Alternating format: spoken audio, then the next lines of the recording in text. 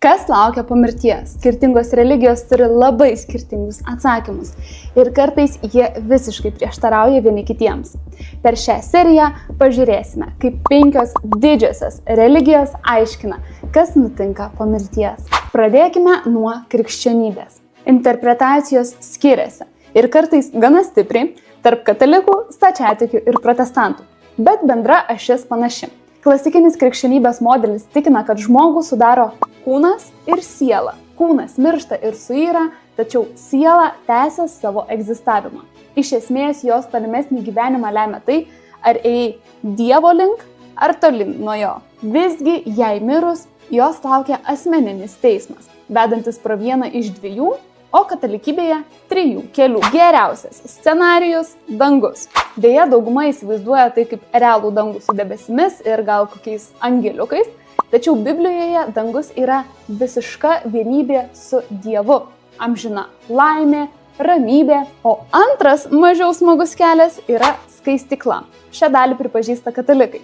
Skaistykla yra laikina būsena, skirta tiems, kurie nėra pasmerkti, bet dar nėra visiškai pasiruošę būti su Dievu. Čia nevyksta sprendimas, kur pateksi. Sprendimas jau priimtas, būsi danguje, bet iki tol turi apsivalyti. Kaip tai vyksta? Bažnyčia nepateikia atsakymą. Tačiau kai kuriuose teologiniuose aiškinimuose kalbama, kad siela suvokia savo klaidas, egoizmą, prisirišimus, patiria skausmą dėl savo netobulumo, nes pamato savo gyvenimą Dievo šviesoje. Na, o trečias kelias, kur gali siela pakliūti, yra pragaras.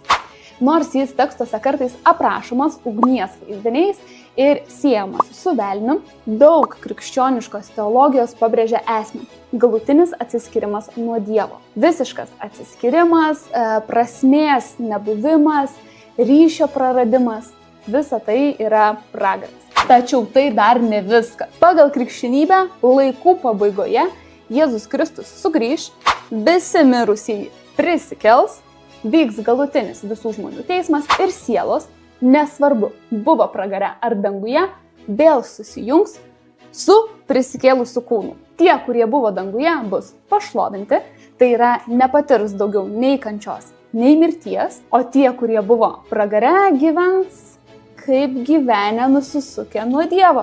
Jei įdomu sužinoti, kaip pomirtinį gyvenimą mato kitos religijos, spausk follow.